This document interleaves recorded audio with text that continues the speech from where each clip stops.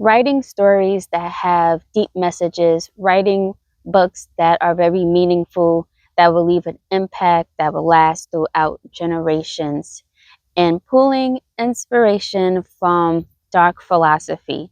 That is what I am all about. In a previous video, I had spoken about how I like to go for night walks to get inspiration from the nighttime, because I find that I get more downloads and inspiration from the nighttime when I start typing. Like, I can write during the day, but the nighttime, there's more of a clarity when I start typing. So, as you can see, I'm at a park right now, and I was just sitting here thinking, just looking into the void, the darkness, very metaphorically speaking, and I was thinking about how I like to start from micro habits in my stories. So what I mean by that, micro habits, this book that I had put out, I had written a darker version of a Cinderella story, and I find that a lot of people that read my book, they was able to resonate with the main character, because the way that I've written her voice, it's like you hear a lot of micro thoughts coming from her head, all these things that she thinks about throughout her day, why she's in pain, why her life is the way that it is, like why her, like why do her stepmother and stepsisters hate her so much, why is she like the outcast, blah blah blah blah blah blah blah. All these micro thoughts that she has throughout the day, I put that all down in the book.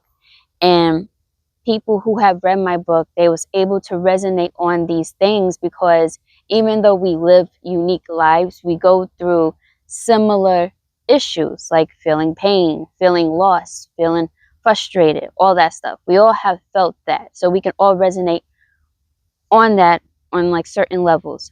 So I was sitting here thinking about these micro habits, and one of the inspirations that helped me write from that perspective of like micro habits, like these little thoughts, these little things that we do that lead to bigger issues.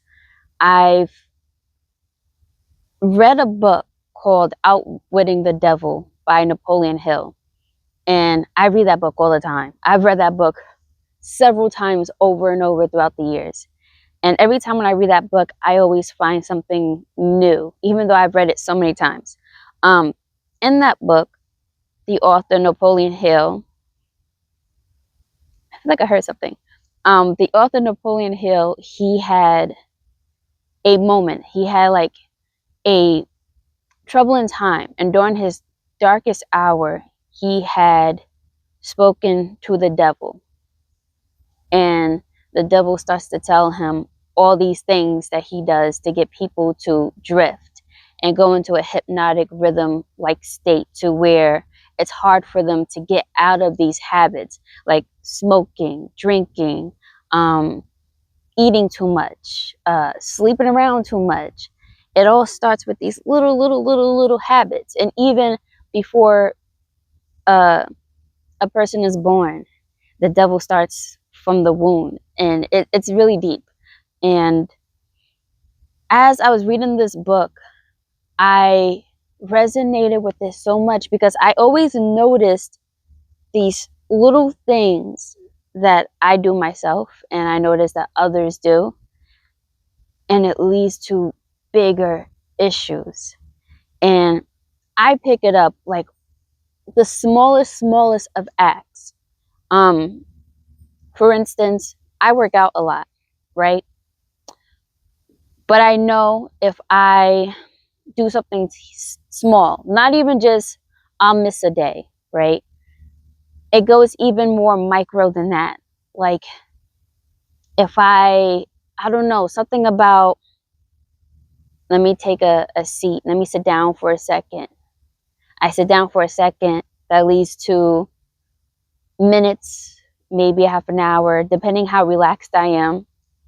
And then from there, I start relaxing for the whole day. And I'm just like, okay, I'll take a day off. But just that one simple act of me just taking a seat, knowing that I need to get out the house to go to the gym, right? It starts from those little moments. And the thing is, I notice a lot of people do not notice these teeny weeny moments. And it starts so small. Somebody can be like for instance, I may have asked somebody like, why do they smoke? And they could be like, oh, stressed out, right? But it starts further from that. Okay, what caused you to get so stressed that you want to smoke? Oh, I don't know, problems in the relationship or something, or problems in the household, right? But it goes further than that, to where, okay, how did those problems occur? And was it something that you did or whatever? You know, certain things that somebody won't think too much deeply on. It just trickles down to now they're starting to smoke, and this is what it is. So when I write, I start from those micro moments. And even though a lot of people, I notice they don't um, pick up on these micro moments, I do notice when they read my book, they all can resonate on these micro things, because we've all experienced it subconsciously, but we don't realize it to maybe later down the road or something, or even if people realize it at all. So that is how that's how I write, by tackling those micro situations, and just by going on these night walks or meditating at night,